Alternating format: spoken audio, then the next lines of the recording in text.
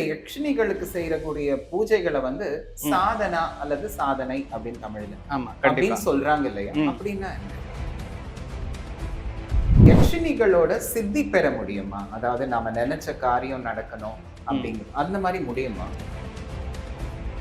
நார்த்ல பார்த்தீங்கன்னா, காமாக்யா தேவி காமாக்யா டெம்பிள்னு தேவி. சொல்லியிருப்பீங்க இல்லையா? ஸோ இது எல்லாமே அமானுஷ்யத்துக்கு ரொம்ப வந்துட்டு ஃபேமஸான கோவில். யக்ஷகர்கள்லாம் யாருன்னு சொன்னா, குபேரனே வந்துட்டு ஒரு யக்ஷகர் தான். தெய்வங்களுக்குன்னு ஒரு சில வழிபாடுகள் இருக்கும் ஆமா. இல்லைங்களா? ம். அந்த மாதிரி யக்ஷினிகளுக்கும் வழிபாடுகள் ஆ, உண்டா?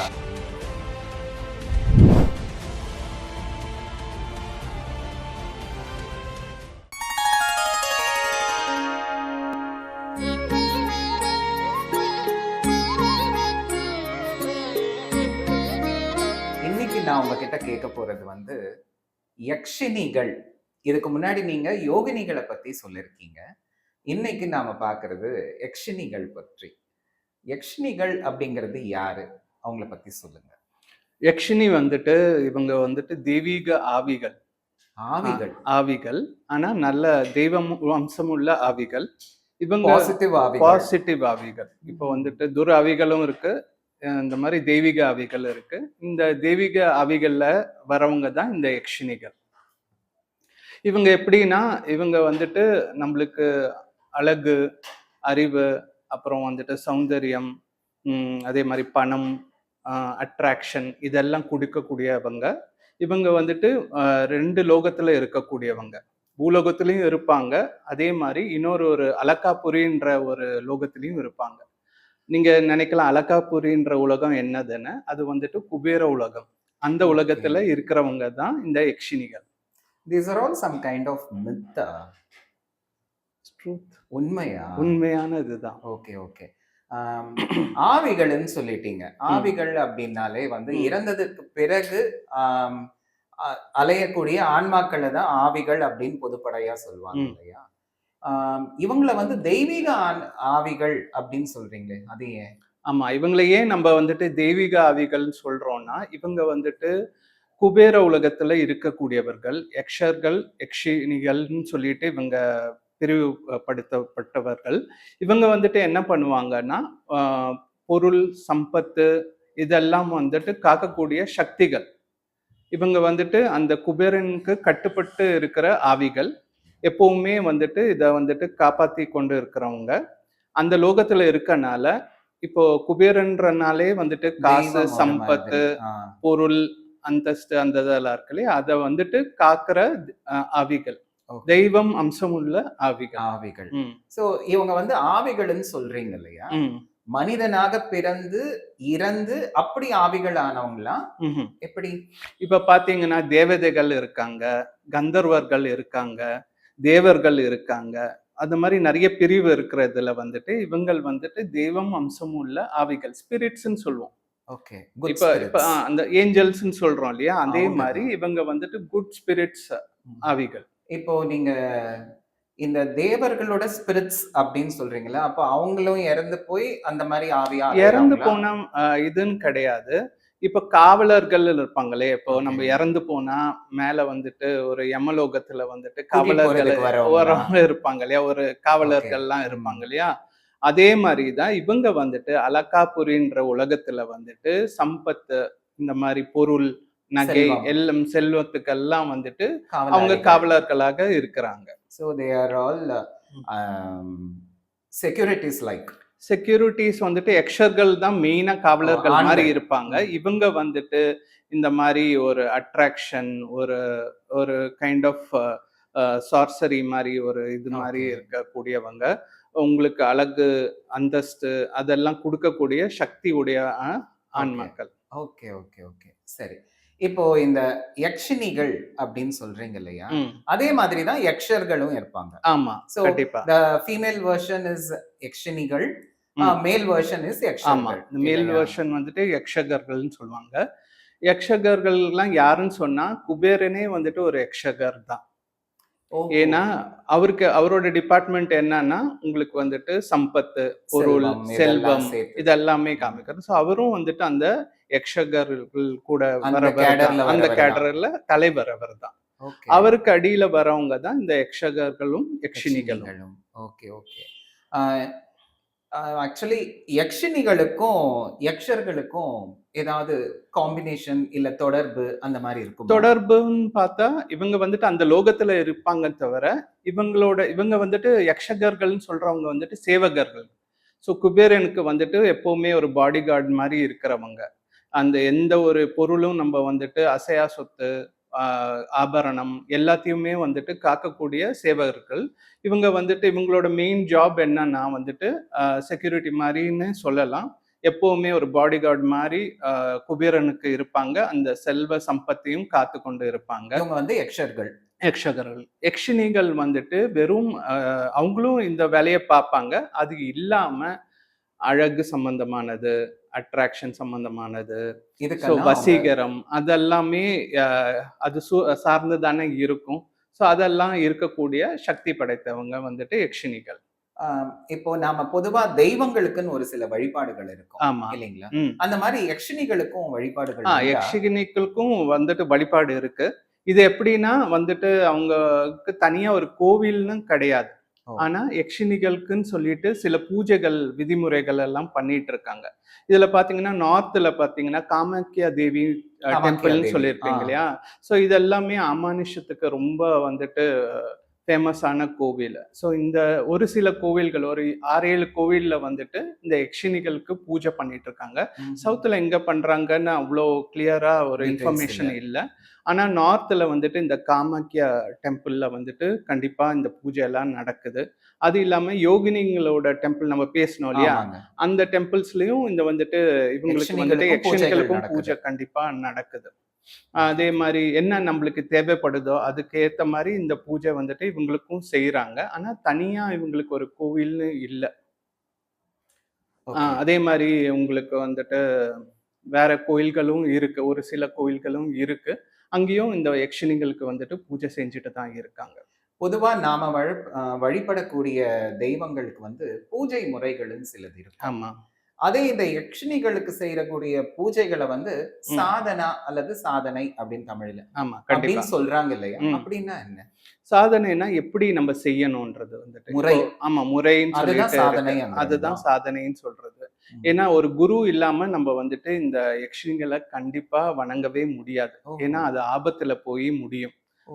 அதனால தான் இவங்கள வந்துட்டு நம்ம முறையா ஒரு குரு கிட்ட வந்துட்டு ஒரு தீட்சை பெற்று எப்படி அந்த பூஜை பண்ணணும்ன்றத முறைகள் எல்லாம் கத்து அதுக்கப்புறம் பண்ணா ரொம்ப நல்லது. ஏன்னா இவங்க நன்மையும் செய்யக்கூடியவங்க, அதே மாரி ஆபத்தும் குடுக்கக்கூடியவங்க. அப்படியா? ஆ ஓகே. நன்மை யாருக்குன்னா, முறையா நல்ல விதமா நம்ம வந்துட்டு வேண்டி நம்ம எது கேட்டோமோ அவங்க குடுப்பாங்க. பேராசைப்பட்டு நம்ம ஏதாச்சும் கேட்டோம்னா, அது ஆபத்துல தான் முடியும். ஓஹோ!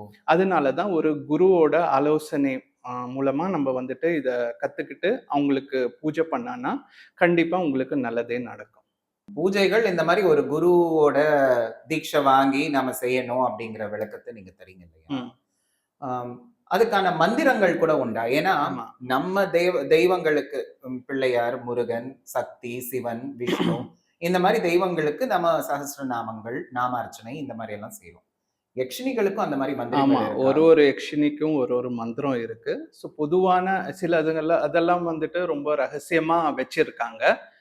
ஆ அதனால நம்ப வந்துட்டு இந்த யக்ஷினிங்களுக்கு எப்படி நம்ம மந்திரம் சொல்றோம்னா, ஓம் ஹ்ரீம் ஸ்ரீம் யக்ஷினியாய நமஹ. இது ஒரு மந்திரம். அதே மாரி இன்னொரு மந்திரம் இருக்கு. ஓம் ஐம் ஹ்ரீம் ஸ்ரீம் யக்ஷினியாய ஸ்வாஹா. ஓ! இந்த 2 மந்திரத்த நீங்க வந்துட்டு பொதுவா சொல்லலாம். இல்லாட்டி வேற யக்ஷினிகள் குறிப்பிட்ட யக்ஷினிகளுக்கு நீங்க பண்றதா இருந்தா, அந்த யக்ஷினிகளுக்கு தனித்தனியான மந்திரம் இருக்கு. அது வந்து குரு உபதேசம் கேட்டு நீங்க பண்றது ரொம்ப நல்லது. அது ரகசியமா அ சொல்லி காத்துட்டு தருவாங்க. இருக்காங்க. ஆமா. ஓகே. இப்ப நீங்க யக்ஷினின்னு ஆரம்பிச்சதுக்கு அப்புறமா நீங்க வந்து இப்போ யக்ஷினிகள் அப்படின்ட்டு ப்ளூரல் ஃபார்ம்ல சொல்லிட்டு இருக்கீங்க. ஆமா. அப்போ நெறைய யக்ஷினிகள் ஆமா. இருக்கிறாங்களா? நெறைய யக்ஷினிகள் இருக்காங்க. 32 யக்ஷினிகள் இருக்காங்க. ஓகே. வெவ்வேறு யக்ஷினி வெவ்வேறு துறையில அவங்க முன்னோற்றி இருக்காங்க. அந்த யக்ஷினிகளுக்கு ஒரு யக்ஷினிகளுக்கு ஒரு சக்திகள் இருக்குது. Okay, okay. எல்லாமே அழகு சார்ந்தது, அந்த மாரி பணம் செல்வம் சார்ந்தது, சார்ந்திருக்கிறது. செல்வம் சார்ந்தது, அந்த மாரி இருக்கிறவங்க தான் இந்த யக்ஷினிகள். யக்ஷினிகள். ஓகே. இவங்களுக்குன்னு தனியா பெயர்கள் உண்டா? பெயர்கள் நெறைய இருக்கு. ஏதாவது ஒரு சில பெயர்கள்? பார்த்தீங்கன்னா, நீங்க மனோஹரி, கனகாவதி, காமேஸ்வரி, அப்புறம் பார்த்தீங்கன்னா, நீங்க ரம்பா, மேனகா, ஊர்வஷி அவங்க கூட இந்த யக்ஷினிகள்ல வராங்க. இவங்கெல்லாம் வந்து அந்த இந்திரலோகத்துல ஆமா, இருக்கக்கூடிய இந்திரலோகத்துல டான்சர்ஸ் தானே? இருக்கிறவங்க தான். இவங்களும் வந்துட்டு யக்ஷினிகள் பேர் கொண்டவங்க தான். இது இல்லாம மகாலட்சுமி கூட ஒரு யக்ஷினியா ஒரு பேரு இருக்கு. ஓகே. அ அப்புறம் மேனகா, மாலினி, ஹம்சினி, கபாலினி, ம்ஹ்ம். வேதாளினி இதெல்லாம் இந்த இது மாரி. பெயர்கள் எல்லாம் அம்பாளுக்கும், தாயாருக்கும் சொல்லக்கூடிய பெயர்களாவே கொஞ்சம் கொஞ்சம் இருக்கு. உங்களுக்கு வந்துட்டு அதோட அசோசியேட் ஆவுற பேர்களா தான் பெயர்கள் தான். இருக்கும். ஆனா ஒவ்வொருத்தருக்கும் ஒரு ஒரு அர்த்தம் இருக்கு. ஒரு ஒரு சக்தி இருக்கு. Okay, okay, okay. அ யக்ஷினிகளோட சித்தி பெற முடியுமா? அதாவது நாம நெனச்ச காரியம் நடக்கணும் ம். அந்த மாரி முடியுமா? சித்தி பெறணும்னா, நம்ம ஃபர்ஸ்ட்டு வந்துட்டு ஒரு குரு கிட்ட வந்து கத்துக்கணும். எப்படி நம்ம சித்தி பண்ணணும்னு சொல்லிட்டு. இது டெய்லி நீங்க வந்துட்டு பூஜை பண்ற மாரி இருக்கணும். இந்த பூஜை வந்துட்டு ஒரு சாதாரண பூஜை கிடையாது. ரொம்ப ரொம்ப அ அனுஷ்டாங்கள், அப்புறம் வந்துட்டு ரொம்ப வந்துட்டு பக்தி, ஸ்ரத்தையோட நம்ம வந்துட்டு பண்ண வேண்டியதா இருக்கும். இத ஒரு சாதாரண பூஜை மாரி நம்மளால பண்ண முடியாது. நீங்க அதனால குரு கிட்ட கரெக்ட்டா கேட்டு எப்படி பண்ணணும்? அந்த விதிமுறைகள் எல்லாமே நல்லபடியா கேட்டு நீங்க பண்ணீங்கன்னா, கண்டிப்பா உங்களுக்கு வந்துட்டு சித்தியாகும். அ ஃப அம் ஃபர்ஸ்ட்டு நீங்க ஸ்டார்ட் பண்ணும்போது ஒரு 108 வாட்டி சொல்லி நீங்க வந்துட்டு டெய்லி பூஜை பண்ணலாம். அதே மாரி இன்னும் ரொம்ப அட்வான்ஸா போணும்னா 1008 வாட்டி நீங்க டெய்லி சொல்லணும். அந்தந்த யக்ஷினியோட பேர் சொல்லி அந்த மந்திரம், மூல மந்திரம் சொல்வாங்க. அத வந்துட்டு சொல்லிட்டு நீங்க பூஜை பண்ணா உங்களுக்கு வந்துட்டு சித்தி உண்டாகும். நீங்க பூஜை முறைகள பத்தி சொல்லிட்டு வரீங்க இல்லையா? ம். இந்த யக்ஷினி பூஜைக்கு குரு ரொம்ப அவசியமா? கண்டிப்பா. ஓகே. கண்டிப்பா அவசியம். ஏன் சொல்றேன்னா, கொஞ்சம் தப்பா போனா கூட அது வேற ஆபத்தா போய் முடியறதுக்கு நெறைய வாய்ப்பு இருக்கு. ஆபத்துனா எப்படின்னா, உங்களுக்கு வந்துட்டு ஏதாச்சும் ஒரு சோதனை வரும். தூக்கம் இல்லாம போயிடும். உடம்புக்கு சரியில்லாம ஆயிடும். இந்த மாரி நெறைய அவங்க வந்துட்டு உங்களுக்கு தொந்தரவு குடுக்குற வாய்ப்புகள் நெறைய இருக்கு. அதனால தான் நம்ம இந்த பூஜையெல்லாம் செய்றவங்க கிட்ட நம்ப கரெக்ட்டா கேட்டு நம்ப அந்த பூஜைய செஞ்சா எந்த ஒரு பின்விளைவும் இல்லாம இருக்கும். எந்த நாட்கள்ல இந்த பூஜைய செய்யலாம்? நல்ல கேள்வி. எந்த நாட்கள் நம்ப செய்யலான்னா, வெள்ளிக்கிழமை தான் ரொம்ப ரொம்ப நல்லது. அது இல்லாம அமாவாசை, பௌர்ணமியும் ரொம்ப நல்லது. இந்த பூஜை பண்றதும் ஒரு குறிப்பிட்ட டைம்ல பண்ணா ரொம்ப ரொம்ப நல்லது. அந்த டைம் சொல்றதுன்னு பார்த்தீங்கன்னா, ராத்திரி 12 மணிக்கு மேல நீங்க வந்துட்டு இந்த பூஜை பண்ணீங்கன்னா, நீங்க என்ன வேண்டுறீங்களோ அது வந்துட்டு விரைவா நடக்கும். அதாவது உச்சிக்கால பூஜை மாதிரி ஆமா, அர்த்தராத்திரியில ஆமா. 12 ஏன்னா, மணிக்கு. இந்த யக்ஷினிகளுக்கெல்லாம் சக்தி அபரிமிதமான சக்தின்னு சொன்னீங்கன்னா, 12 மணிக்கு மேல தான் ரொம்ப ஜாஸ்தியா இருக்கும். அதனால நீங்க வந்துட்டு ஒரு 12 மணிக்கு மேல நீங்க இந்த பூஜைய செய்யறது ரொம்ப நல்லது. இந்த பூஜை வந்துட்டு வீட்ல செய்யக்கூடாது. இதற்கான இடம், பொது இடம் மாரி இருக்கும். எந்த மாரி இடம்னா, யக்ஷினிகள் எங்க இருப்பாங்கன்னு நீங்க பார்த்தீங்கன்னா, காடுகள், நதி ஓரங்கள், மலைகள், பழைய மரங்கள், அந்த இடத்துல தான் இவங்க இருப்பாங்க. அது தெரிஞ்சுக்கிட்டு அந்த மாரி இடத்துல நீங்க இந்த பூஜை செஞ்சீங்கன்னா ரொம்ப நல்லது. நீங்க வீட்ல செய்ற பூஜைன்னா, ரொம்ப எளிமையான பூஜை செஞ்சா ஒண்ணும் பிரச்சனையா இருக்காது. நீங்க இதிலேயே அட்வான்ஸ் வெர்ஷன் நீங்க செய்றீங்கன்னா, அது வந்துட்டு வீட்ல செய்யாம இருக்கிறது ரொம்ப நல்லது. நான் அத ஒரு கேள்வியாவே உங்ககிட்ட கேட்கணும்னு இருந்தேன். வீட்ல செய்யலாமான்னுட்டு. வீட்ல செய்யறது நீங்களே ஆமா, சொல்லிட்டீங்க. ஆமா. கண்டிப்பா. நம்ப வந்துட்டு ஒரு சித்தி பெறணும்னு நீங்க கேட்டீங்க இல்லையா? அந்த மாரி பூஜை வந்துட்டு எளிமையா நம்ப வீட்ல பண்ணலாம். ரொம்ப ரொம்ப சிம்பிளா வந்துட்டு வீட்ல ஒரு நெய் விளக்கு, புஷ்பம், அ அவங்களுக்கு வந்துட்டு பிரசாதமா பழங்கள், இல்லாட்டி ஒரு இனிப்பு வகைகள் வச்சு நம்ப வந்துட்டு கண்டிப்பா அவங்களுக்கு வந்துட்டு வீட்லயே பண்ணலாம். ஆனா ரொம்ப அட்வான்ஸா போணும், ரொம்ப அ வேற விதமா நம்பளுக்கு பண்ணணும் அப்படின்னு சொல்லும்போது, நம்ப வந்துட்டு இந்த காடுகள், மரங்கள், வ மலைகள் அந்த மாரி இடத்துல போய் பண்ணணும். அதுதான் நான் சொல்றேனே, இது ஓகே. வந்துட்டு ரொம்ப சிம்பிளா நம்ப எடுத்துட்டு முடியாது. இதுல வந்துட்டு நெறைய சேலஞ்சஸ் இருக்கு. ஸோ, அதுக்கெல்லாம் நம்பளுக்கு மனசுல வந்துட்டு அந்த தைரியமும், அந்த ஒரு ஒருமைப்பாடும் இருந்துச்சுன்னா, கண்டிப்பா இந்த பூஜைய நீங்க செய்யலாம். Okay, okay.